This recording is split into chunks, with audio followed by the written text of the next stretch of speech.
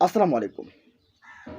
থলের বিড়াল বের করে আনলো জামায়াতের আমির ডাক্তার শফিকুর রহমান। তিনি বলছেন, বর্তমান যে পরিস্থিতি বা যে অবস্থা, সে অবস্থাতে কোনোভাবেই সুষ্ঠু নির্বাচন সম্ভব না। আমার কেন জানি মনে হচ্ছে বিএনপিকে আসলেই নির্বাচন চাচ্ছে, নাকি তারা ওই যে 17 বছর যে আন্দোলন করছে এরকমভাবেই স্লো গতিতে যাচ্ছে। কেন বলছি দেখেন, আর হয়তোবা এই নির্বাচন যদি পিছিয়ে যায় তাহলে উপদেষ্টা মণ্ডলীর ভেতরে অনেকেই খুশি হবে। তারাও তো চায় যে অনেকটা দিন ক্ষমতায় থাকতে, তাই না? কেন বলছি দেখেন, এই শুক্রবারে জামাতের আমির নীলফামারী সৈয়দপুর বিমানবন্দরে সাংবাদিকদের সাথে আলাপকালে তিনি বলেন যে বর্তমান যে পরিস্থিতি, সেই পরিস্থিতিতে নির্বাচনে যাওয়ার কোনো ওয়ে নেই। কারণ দেখেন, বর্তমান পরিস্থিতি, যে পরিস্থিতি দেশের, যে এই পরিস্থিতি, এটা কোনো নির্বাচনের পরিবেশ হলো? এই পরিবেশ হচ্ছে না তো। এখন ডক্টর ইউনূস কি এই পরিবেশ তৈরি করতে পারছেন? পারে নাই। এই এনসিপি জামাত তারা যে বিষয়গুলো নিয়ে অভিযোগ করছেন, তার বাইরে গিয়ে কি ডক্টর ইউনূসের সরকার কোনো একটা দৃষ্টান্ত দেখাতে পারছে যে তারা নির্বাচনের জন্য এই যে বিএনপির প্রতিপক্ষ যারা আছে তাদেরকে আশ্বস্ত করতে পারছে? পারে নাই তো।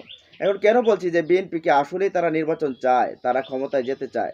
একটা সময় খুব বেশি মনে হতো যে নির্বাচনে হলে বিএনপি এককভাবে অনেকগুলো বেশি সিট পেয়ে তারা ক্ষমতায় চলে যাবে, কিন্তু এখন কিন্তু হিসাব নিকেশ আসলে পাল্টে যাচ্ছে।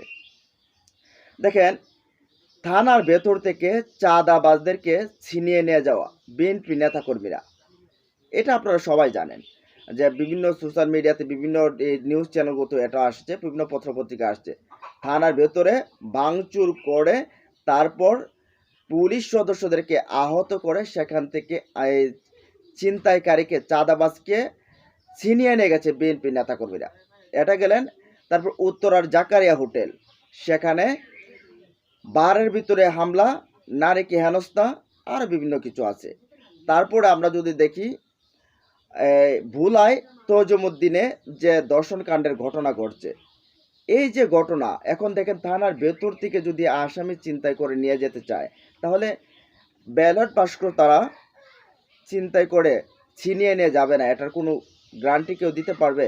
ডক্টর ইউনূসের সরকার এটা দিতে পারবে না তো। আমার তো মনে হয় না দিতে পারবে।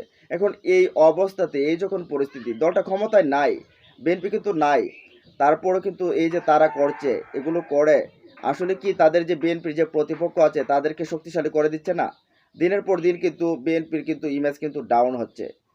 এটা হয়তো বা আপনারা বলতে পারেন যে আমরা কি বলি না বলি, কিন্তু আপনারা একটু চোখ কান খোলা রেখে দেখুন, আগে যে জনপ্রিয়তাটা ছিল, সেই সেই জনপ্রিয়তাটা কি এখন আছে? আমার তো মনে হয় নাই। তো দেখেন, বিএনপি বিএনপি ইতিমধ্যে আমরা আজকে একটা নিউজ দেখতে পেলাম যে বিএনপি প্রায় 5,000-এর অধিক নেতাকর্মীকে তারা বহিষ্কার করেছে, শুধু চাঁদাবাজির জন্য, টেন্ডারবাজির জন্য, এই অপকর্মের জন্য। কিন্তু এত কিছু করার পরও কি তারা থামাতে পারছে? বিশাল দল, বড় দল, কিন্তু বড় দল যদি এত কিছু থামাতে না পারেন, এটা যদি 5,000 করছেন, 5,000-এর পরেও যদি না থামে এইসব নেতাকর্মীদের নিয়ে, এখন এইসব নেতাকর্মীদের নিয়ে কি আপনি নির্বাচনে জিততে পারবেন?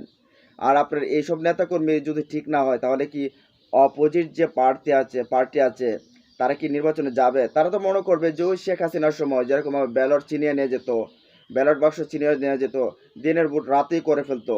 এখন যে এখন যে ভোট কেন্দ্রগুলোকে দখল করে তারা ভোট করবে না, এটার কোনো গ্যারান্টি আছে তাদের কাছে দিতে পারবে? এই সরকার দিতে পারবে না তো। সরকারও তো বিভিন্নভাবে, কই শেখ হাসিনার যে পালিয়ে যাওয়ার পরে যে নেতাকর্মী রয়েছে তাদেরকে কয়জনকে গ্রেপ্তার করছে? দৃশ্যমান কয়টা বিচার হয়েছে? ধর্ষণের কয়টা বিচার হয়েছে? চাঁদাবাজরা যারা, তাদেরকে যে গ্রেপ্তার করে কয়টা বিচার হয়েছে? তেমন আশানুরূপ তো তেমন কোনো ফলাফল এই ডক্টর ইউনূসের সরকার দেখাতে পারে নাই। তো এই যখন আশানুরূপ ফলাফল দেখাতে পারে নাই ডক্টর ইউনূস সরকার, তখন তো বিরোধী দল যারা রয়েছে এনসিপি তো বারবার কিন্তু তারা বলছে যে এই সরকারের অধীনে এই সরকার না, বর্তমান যে পরিস্থিতি রয়েছে এটাকে আমূল পরিবর্তন না করলে, সংস্কার না করলে আমরা এই নির্বাচনে যাব না, বলতে আমরা এই নির্বাচন সুষ্ঠু হবে না। এখন জামায়াতও সেই একই কথাই বলছে। এখন আমরা দেখলাম গণ অধিকার পরিষদের নূর হক নূর সেই একই তালে কথা বলছে। চরমনের পীর সাহেব তিনি একই কথা বলছেন যে বর্তমান যে পরিস্থিতি, এখানে যে একটা মব হচ্ছে, এখানে যে একটা পেশি শক্তির প্রদর্শন হচ্ছে, এগুলোর ভিড়ে নির্বাচনটা সঠিক হওয়ার কোনো সম্ভাবনা নাই।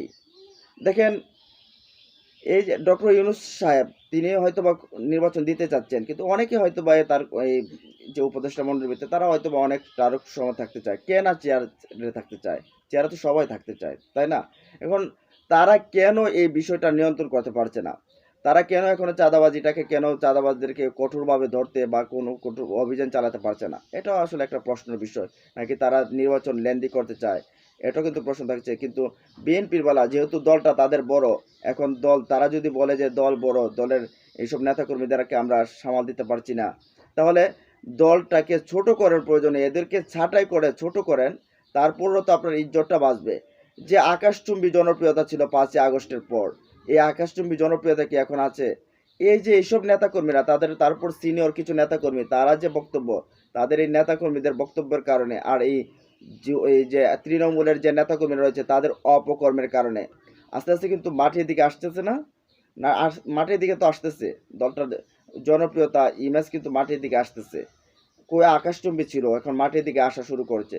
এগুলোকে যদি না ঠেকাতে পারেন, শুধু ওই যে লন্ডন থেকে বসে নীতি কথা বলবেন, মির্জা ফখরুল সাহেব চেয়ারে বসে নীতি কথা বলবেন, রুহুল কবির রেজভী সাহেব, সালাউদ্দিন আহমেদ সাহেব, এই কথাগুলো বলবেন, এগুলো দিয়ে আসলে কাজ হবে না। তখন তারা অপোজিট পার্টি, আপনারা যতই নির্বাচন করেন না কেন, নির্বাচনের জন্য যতই উদ্গ্রীব হন না কেন, আপনারা তো ওই যে যারা এন্টি পার্টি রয়েছে তারা তো আপনার এগুলো তো চোখে আঙ্গুল দিয়ে দেখিয়ে দেবে। থানার ভেতর থেকে যখন পুলিশকে মারধর করে, তারপর যখন আসামি চিনিয়ে নিয়ে যান, তারপর যখন ওই যে চাঁদাবাজদেরকে, ছিনতাইকারীদেরকে নিয়ে যান, তখন তো তারা প্রশ্ন ছুড়েই দিবে যে যদি থানার ভেতর থেকে এরকমভাবে নিয়ে যাওয়া যায় চাঁদাবাজদেরকে, ছিনতাইকারীকে, পুলিশকে মারধর করে, তাহলে ব্যালট বাক্স যাবে না। এটা কোনো গ্যারান্টি আছে? তখন ডক্টর ইউনূস কি গ্যারান্টি দেবে? ডক্টর ইউনূস কোনো গ্যারান্টি দিতে পারবে?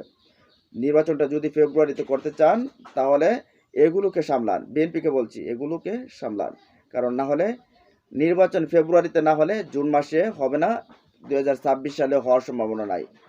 তো এগুলোকে নিয়ন্ত্রণ করেন, নিজেদের জনপ্রিয়তাটাকে ধরে রাখেন। আর না হলে কিন্তু ওই যে জামাতের আমির সাহেব যে বলছে, এনসিপির যে নাহিদরা বলছে, এই কথাগুলো কিন্তু বাস্তব হয়ে যাবে। তখন কিন্তু দেখতে পারবেন যে যাদেরকে শিশু সুলভ বলতেন এনসিপি কিন্তু এখন আস্তে আস্তে চমক দেখাচ্ছে। জামাতের ধীরে ধীরে কিন্তু জনপ্রিয়তা বাড়ছে। এখন অনেকেই কিন্তু আপনাদেরকে প্রশ্ন তুলছে যে আপনারা কতটা আসন পাবেন। কতটা পাবেন না পাবেন সেটা আমাদের বিষয় না, আমাদের কথা বলার বিষয় না, কিন্তু আপনাদেরকে সতর্ক করার বিষয় যে আপনারা আপনাদের জনপ্রিয়তাটাকে ধরে রাখেন, এইসব নেতাকর্মীদের হাত থেকে দলটাকে বাঁচান। যাই হোক, এই বিষয়গুলো নিয়ে আপনাদের মতামত থাকলে জানাই দিন কমেন্ট বক্সে। ভালো থাকুন, সুস্থ থাকুন, আল্লাহ হাফেজ।